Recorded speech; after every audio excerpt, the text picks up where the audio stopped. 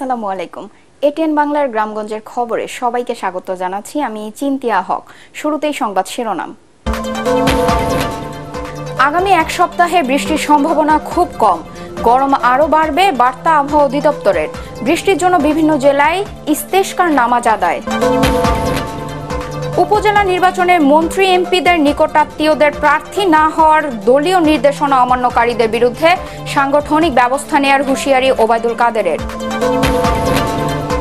এবং রাঙামাটির কাপ্তাই হ্রদে আজ মধ্যরাত থেকে 3 মাসের জন্য সব ধরনের মাছ ধরা বন্ধ, সহায়তা দেয়া হবে জেলেদের। শুনছিলেন সংবাদ শিরোনাম। সহসাই যাচ্ছে না তাপপ্রবাহ, বৃষ্টির সম্ভাবনাও খুব কম। আবহাওয়া অধিদপ্তর বলছে মের প্রথম সপ্তাহ পর্যন্ত থাকতে পারে অসহনীয় এ পরিস্থিতি। চলমান তাপদাহ আগামী 2 দিনে আরও বাড়বে। দুর্বিষহ এ গরমের কারণে হিট স্ট্রোক, ডায়রিয়া, নিউমোনিয়া সহ পানিবাহিত রোগীর সংখ্যা আরও বাড়ার আশঙ্কা করছেন চিকিৎসকরা। শারফুল আলমের রিপোর্ট। বৈশাখের দ্বিতীয় সপ্তাহ, রোদ আর তাপের প্রখরতায় রেকর্ড বাজছে, নেই বৃষ্টির সম্ভাবনা, বাতাসের প্রবাহও কম। এরই মধ্যে নিয়ম করে চলছে জনজীবন। চলমান তাপদাহে সবচেয়ে বেশি কষ্টের সম্মুখীন শ্রমজীবী মানুষ। খুব কষ্ট হইতেছে। 120 টাকা ভাড়া ভাড়া 30 টাকা খাইছি। বিরাট কষ্ট হইতেছে কাকা। 50 টাকা রুজি করলে আরো 100 টাকার সময় বয়ে থাকতে হয়। অনেক গরম, আর বাপ সাংঘাতিক। একটা খেপ মারলে পানি খাইতে হয়, ঠান্ডা পানি খাইতে হয়।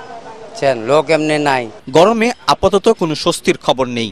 বৃষ্টি বা কালবৈশাখী ঝড়ের পূর্বাভাসও নেই আবহাওয়া অফিসে। যে তাপপ্রবাহ মৃদু থেকে মাঝারি ধরনের তাপপ্রবাহ সেটা অব্যাহত আছে এবং সামনের দিনগুলোতেও এই পরিস্থিতি অব্যাহত থাকবে। বিস্তীর্ণ এলাকায় বৃষ্টি হবে না তত সময় পর্যন্ত টেম্পারেচারের খুব বেশি ভেরিয়েশনের সম্ভাবনা নেই। বর্তমান যে সিচুয়েশন আছে, বৃষ্টিপাতের সম্ভাবনা খুবই কম। তীব্র গরমের কারণে বিপর্যস্ত জনজীবন, চারপাশেই হাঁসফাঁস অবস্থা। এমন অস্বস্তিকর আবহাওয়ায় সবচেয়ে বেশি সমস্যায় শিশু ও বয়স্করা। ঠান্ডা, কাশি, জ্বর বেশ কয়েকদিন ধরে অনেক গরম পড়েছে, তো সেই জন্য এইবার যেটা দেখতে পাচ্ছি যে জ্বর, ঠান্ডা, কাশি, নিউমোনিয়া রোগীগুলো তুলনামূলকভাবে বেশি। এছাড়া আমরা ডায়রিয়া রোগী, বিভিন্ন স্কিন ডিজিজ, পানিবাহিত রোগ, জন্ডিস, টাইফয়েড এই রোগগুলোও দেখতে পাচ্ছি। খুব অতিরিক্ত ঘেমে গেলে অল্প পরিমাণে স্যালাইনের পানিও খেতে পারে। আর এছাড়া পুষ্টিকর খাবার, সহজপাচ্য খাবারগুলো, বাইরের কোনো অতিরিক্ত তৈলাক্ত বাসি খাবার খাওয়া যাবে না। ফ্রিজের পানি সরাসরি ঠান্ডা করে না খাওয়ার জন্য অনুরোধ করছি। চিকিৎসকরা জানিয়েছেন, গরমে পানি ও তরল জাতীয় খাবার বেশি খেতে হবে, পরতে হবে হালকা পোশাক। শারফুল আলম, এটিএন বাংলা, ঢাকা। খরতাপ আর অসহ্য গরম থেকে বাঁচতে বৃষ্টির জন্য দেশের জেলা, উপজেলা এমনকি গ্রাম পর্যায়ে ইস্তেশকার বিশেষ নামাজ ও দোয়া হচ্ছে। সৃষ্টিকর্তার করুণা চেয়ে কাঁদছেন লাখো মানুষ। প্রচণ্ড রোদ ও তাপ প্রবাহের মধ্যেই খোলা ময়দানে এই বিশেষ প্রার্থনা করছেন তারা। প্রতিনিধিদের পাঠানো তথ্য ও ছবিতে আরও জানাচ্ছেন তামান্না জেনিফার। প্রচণ্ড তাপদাহে পুড়ছে তিস্তা, ব্রহ্মপুত্র ও ঘাঘট নদী তীরের কুড়িগ্রাম জেলা। প্রখর রোদ ও গরম থেকে পরিত্রাণের জন্য মহান সৃষ্টিকর্তার রহমত চেয়ে সকালে কুড়িগ্রাম সদর উপজেলা ঈদগাহ মাঠে কয়েকশো ধর্মপ্রাণ মুসল্লি বৃষ্টির জন্য বিশেষ এ নামাজে অংশ নেন। এ সময় পাঞ্জাবি ও টুপি উল্টো করে পড়েন তারা। শত শত লোক এখানে আমরা নামাজ আদায় করলাম যাতে আল্লাহ তাআলা আমাদেরকে বৃষ্টি দান করেন। এই বৃষ্টিতে যেন ফসলাদি, যত গাছপালা এগুলোর জন্য ভালো থাকে, আল্লাহর জন্য রহমত বর্ষিত হয়। অন্যান্য নামাজের মতোই, তবে এই নামাজের সময় আমরা দাঁড়িয়ে মোনাজাত করি। নামাজ শেষে 2 রাকাত নামাজ শেষে আমরা খুতবা দেই এবং পোশাকটা আমরা উল্টাই পরি। এই মৌসুমে দেশের সর্বোচ্চ তাপমাত্রা রেকর্ড হওয়া জেলা চুয়াডাঙ্গাতেও স্বস্তির বৃষ্টি চেয়ে নামাজ আদায় করা হয়। জেলা টাউন হল ফুটবল মাঠে অনুষ্ঠিত এই নামাজ ও প্রার্থনায় অংশ নেন বিভিন্ন বয়সী মানুষ। খরার বিপর্যয় থেকে ক্ষেতের ফসল ও জনজীবন রক্ষায় মহান আল্লাহর করুণা ভিক্ষা করেন মুসল্লিরা। এদিকে প্রচণ্ড তাপ প্রবাহে অতিষ্ঠ ঝিনাইদহবাসী বৃষ্টির আশায় নামাজ আদায় করেছেন। জেলা শহরের ওয়াজির আলী স্কুল মাঠে জেলা ইমাম পরিষদের আয়োজনে এই নামাজ ও দোয়া অনুষ্ঠিত হয়। অনাবৃষ্টি ও গরম থেকে মুক্তির জন্য বাগেরহাটের মোংলায় নামাজ ও দোয়া হয়েছে বুধবার সকালে। মোংলা ঈদগাহ মাঠে খোলা আকাশের নিচে সর্বস্তরের মুসল্লিরা প্রাকৃতিক দুর্যোগ থেকে মুক্তি সহ দেশ ও জাতির কল্যাণে প্রার্থনা করেন। সীমান্ত জেলা চাঁপাইনবাবগঞ্জের শিবগঞ্জ উপজেলার শাহবাজপুর ইউনিয়নের স্থানীয় তরুণ যুব সমাজের আয়োজনে বৃষ্টির জন্য বিশেষ প্রার্থনার আয়োজন করা হয়। ঐতিহাসিক সোনা মসজিদ প্রাঙ্গণে অনুষ্ঠিত নামাজে অংশ নেন হাফিজিয়া মাদ্রাসার ছাত্র শিক্ষক সহ এলাকার ধর্মপ্রাণ হাজারো মানুষ।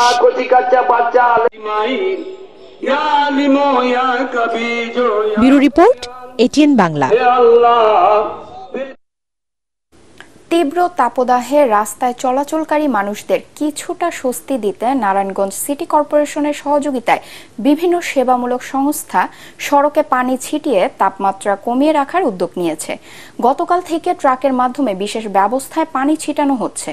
এছাড়া তীব্র গরমের মধ্যে হাসপাতাল ও বিভিন্ন সড়কে দিনমজুর, রিকশা ও ভ্যান চালক সহ সাধারণ নাগরিকদের মধ্যে ঠান্ডা খাবার পানি বিতরণ করেছেন সিটি কর্পোরেশনের কাউন্সিলররা। নারায়ণগঞ্জে তাপমাত্রা 39.6 ডিগ্রি পর্যন্ত রেকর্ড করা হয়েছে।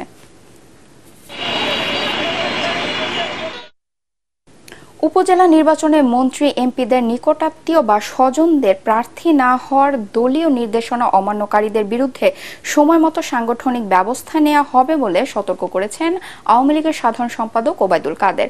তবে কি ধরনের ব্যবস্থা নেওয়া হবে সেই বিষয়ে তিনি পরিষ্কার করে কিছু বলেননি।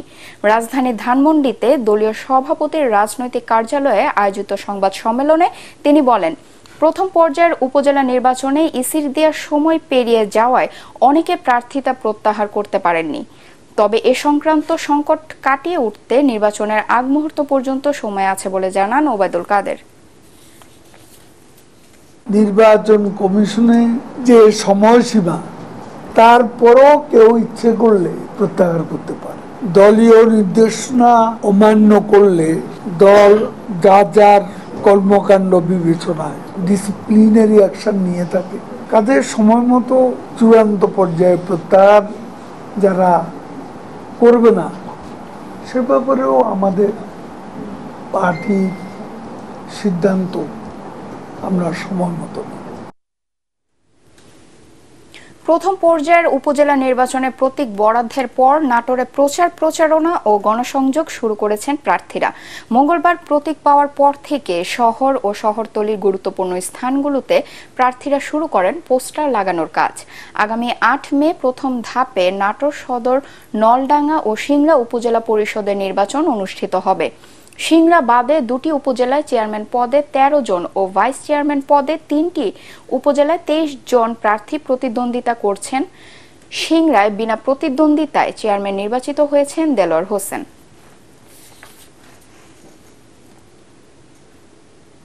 সোমালিয়ায় জলদস্যুদের কবল থেকে বাংলাদেশি পতাকাবাহী জাহাজ এমভি আবদুল্লাহ ও তার 23 নাবিককে নিরাপদে মুক্ত করতে পারায় আন্তর্জাতিক পর্যায়ে বাংলাদেশের ভাবমূর্তি উজ্জ্বল হয়েছে বলে মন্তব্য করেছেন চট্টগ্রাম বন্দরের chairman rear admiral Mohammad Sohail. দুপুরে বন্দরের অডিটোরিয়ামে 137তম বন্দর দিবস উপলক্ষে সাংবাদিকদের সাথে মতবিনিময়কালে তিনি এসব কথা বলেন। বাংলাদেশ নৌবাহিনী, কোস্টগার্ড সহ সংশ্লিষ্টদের সহযোগিতায় চট্টগ্রাম বন্দর তথা বাংলাদেশের জলসীমা সম্পূর্ণ নিরাপদ রাখতে সক্ষম হয়েছে বলেও মনে করেন তিনি। চট্টগ্রাম বন্দরের সক্ষমতা বাড়াতে দ্রুত সময়ের মধ্যে পতেঙ্গা কন্টেইনার টার্মিনাল অপারেশনে আনার পাশাপাশি বে টার্মিনাল প্রকল্প বাস্তবায়নের কাজ শুরু করার কথাও জানান বন্দর চেয়ারম্যান। চট্টগ্রাম বন্দরের শীর্ষ কর্মকর্তারা এই সময় উপস্থিত ছিলেন। বিভিন্ন ইউরোপিয়ান ইউনিয়ন, ইন্ডিয়ান, ভারতের নৌবাহিনী, বিভিন্ন নৌবাহিনীগুলো, ইভেন সোমালিয়া পুলিশও কিন্তু, সরকারও কিন্তু এগিয়ে আসছে। এই যে একটা কূটনৈতিক যে একটা রিলেশন রাখা এবং সেটাকে প্রয়োজনের ক্ষেত্রে সেটাকে মুভমেন্ট করিয়ে সুফলটা উঠে আনা, এটা কিন্তু বাংলাদেশের দৃষ্টি স্থাপন করেছে এবং এটাকে অবশ্যই আমাদের যে দেশে জাহাজ চলাচল সেটার জন্য অত্যন্ত পজিটিভ একটা সংকেত কিন্তু গ্রহণ করে এবং পজিটিভলি একটা ইনফ্লুয়েন্স হবে।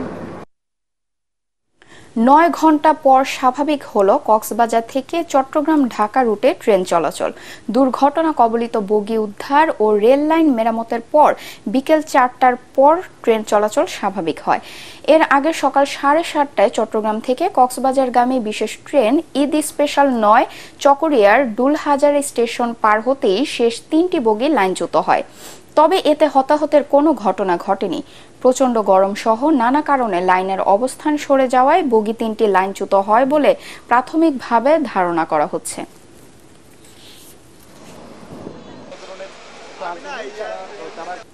রাঙামাটির কাপ্তাই হ্রদে রুই জাতীয় মাছের প্রাকৃতিক প্রজনন ও বংশবৃদ্ধির জন্য সকল প্রকার মাছ শিকারের উপর 3 মাসের নিষেধাজ্ঞা দেওয়া হয়েছে। কাপ্তাই হ্রদে মাছের ডিম ছাড়ার মৌসুমে মাছের আহরণ ও বিপণনের উপর এই নিষেধাজ্ঞা দিয়েছে রাঙামাটি জেলা প্রশাসন। আজ মধ্যরাত 12টা থেকে 24 জুলাই পর্যন্ত 3 মাস কাপ্তাই হ্রদে মাছ ধরা বন্ধ থাকবে। নিষেধাজ্ঞাকালে বন্ধ থাকবে স্থানীয় সব বরফ কল।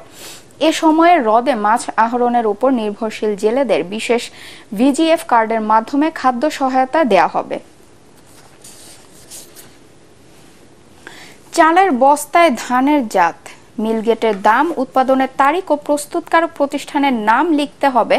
খাদ্য মন্ত্রণালয়ের এমন নির্দেশনা মানছেন না মানিকগঞ্জের ব্যবসায়ীরা।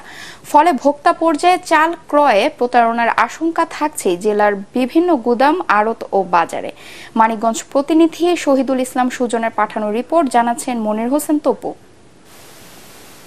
ভোক্তার অধিকার সংরক্ষণে পহেলা বৈশাখ থেকে বাণিজ্যিক চাল সরবরাহের প্রাক্কালে বস্তার উপর মিলের নাম, জেলা ও উপজেলার নাম, উৎপাদনের তারিখ, মূল্য ও ওজন উল্লেখের নির্দেশনা জারি করে খাদ্য মন্ত্রণালয়।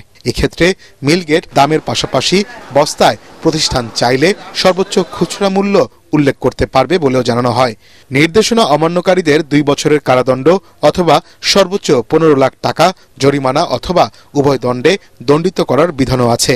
এরপরও সেই নির্দেশনা মানা হচ্ছে না। মিল পাড়িতে থেকে দিলে আমরা আনতে পারবো। আমরা মিল পাড়িতে চাপ দিছি যে আমাদের এখানে রেট দেন, সরকার যেহেতু ধরছে, আমরা না দিলে আমরা করতে পাবো। মোকামে যদি এই নিয়ম না মানে, তাহলে আমরা যদি ওই নিয়ম বস্তা না পাই, চাউল না পাই, তাহলে তো আমাদের এখানে চাউল কম হয়ে যাবে, মানে আমদানিটা কম হয়ে যাবে। তখন তো অটোমেটিক বাজার ফল করব। জেলার বিভিন্ন বাজার ঘুরে দেখা গেছে একই জাতের ধান থেকে উৎপাদিত চাল ভিন্ন ভিন্ন নাম ও দামে বিক্রি হচ্ছে। চালের দাম অযৌক্তিক পর্যায়ে গেলে বা হঠাৎ বৃদ্ধি পেলে মেলার পাইকারি বিক্রেতা ও খুচরা বিক্রেতা একে অপরকে দুষছেন। পুরাতন বস্তাগুলো বিক্রি করার জন্য আমাদের কাছে একটু সময় চেয়েছেন, আমরা তাদেরকে সেই সময়টা প্রদান করতে চেয়েছি এবং তাদেরকে বলা হয়েছে পরবর্তীতে যদি নতুন চালের বস্তাগুলোতে মিলগেট মূল্য, ধানের জাত, এই বিষয়গুলো যদি উল্লেখ করা না থাকে, আমরা স্থানীয় প্রশাসনের সহযোগিতায় কঠোর ব্যবস্থা গ্রহণ করব। চালের বাজার মূল্য সহনশীল ও যৌক্তিক পর্যায়ে রাখতে ধানের নামে যাতে চাল বাজারে বিক্রি হয় তা নিশ্চিতের তাগিদ দিয়েছেন খাদ্য অধিদপ্তরের স্থানীয় কর্মকর্তারা। Bureau report, ATN Bangla. মিয়ানমারের কারাগারে বিভিন্ন মেয়াদে সাজা ভোগ শেষে দেশে ফিরেছেন 173 বাংলাদেশি। দুপুরে তাদেরকে নিয়ে কক্সবাজার নুনিয়াছড়া ঘাটিতে এসে ভিড়ে মিয়ানমার নৌবাহিনীর জাহাজ চিনডুইন। এর আগে মঙ্গলবার সকালে রাখাইন রাজ্যের সিতুয়ে বন্দর থেকে বাংলাদেশি নাগরিকদের নিয়ে রওনা দেয় জাহাজটি। ফেরত আসা বাংলাদেশিদের মধ্যে 129 জন কক্সবাজার জেলার ও 30 জন বান্দরবানের বাসিন্দা। এছাড়া রাঙ্গামাটি, খাগড়াছড়ি, নোয়াখালী, নারায়ণগঞ্জ, চট্টগ্রাম, রাজবাড়ী ও নরসিংদীর 7 জন এবং নীলফামারীর 1 জন রয়েছে। নেত্রকোনায় বোরো ধানের বাম্পার ফলনে খুশি কৃষকরা। ধান উৎপাদনে জেলা নেত্রকোনায় বেশিরভাগ মানুষ কৃষির ওপর নির্ভরশীল। আর এ ফসল নির্বিঘ্নে ঘরে তুলতে প্রখর রোদ উপেক্ষা করে ব্যস্ত সময় পার করছেন কৃষক কৃষানীরা। জেলা কৃষি বিভাগ জানায়, এবছর নেত্রকোনা জেলায় 1,85,230 হেক্টর জমিতে বোরো ধানের আবাদ হয়েছে। এর মধ্যে হাওড় এলাকায় রয়েছে 41,000 হেক্টর জমি। ধান কাটার জন্য প্রস্তুত রয়েছে 850টি হারভেস্টার মেশিন। এসব মেশিনে প্রতি একর জমির ফসল কাটতে নেওয়া হচ্ছে 5,000 টাকা। সিরাজগঞ্জের সলঙ্গায় ব্যক্তি মালিকানাধীন ফসলি জমি দখল করে অবৈধভাবে মৎস্য আড়ত গড়ে তোলার জমি ফেরতের দাবিতে মানববন্ধন অনুষ্ঠিত হয়েছে। হাটি কুমরুল বনপাড়া মহাসড়ক সংলগ্ন সলঙ্গায় এ মানববন্ধন অনুষ্ঠিত হয়। রায়গঞ্জ উপজেলা পরিষদের সাবেক চেয়ারম্যান ABM আব্দুস সাত্তার সহ অন্যান্যরা এ সময় বক্তব্য রাখেন। জমির মালিকদের পরিবারের সদস্য সহ সর্বস্তরের মানুষ মানববন্ধনে অংশ নেন। জয়পুরহাটের পাঁচবিবি উপজেলার কুটাহারা গ্রামে চলাচলের রাস্তা বন্ধ করে 8টি পরিবারকে অবরুদ্ধ করে রাখার অভিযোগ উঠেছে। এ ঘটনায় প্রতিকার চেয়ে উপজেলার নির্বাহী অফিসার ও থানার অভিযোগ করেছেন ভুক্তভোগীরা।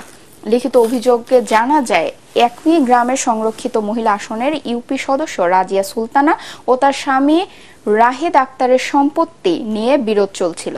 এর জেরে 50 বছরের পুরনো চলাচলের রাস্তা বন্ধ করে দেন তারা।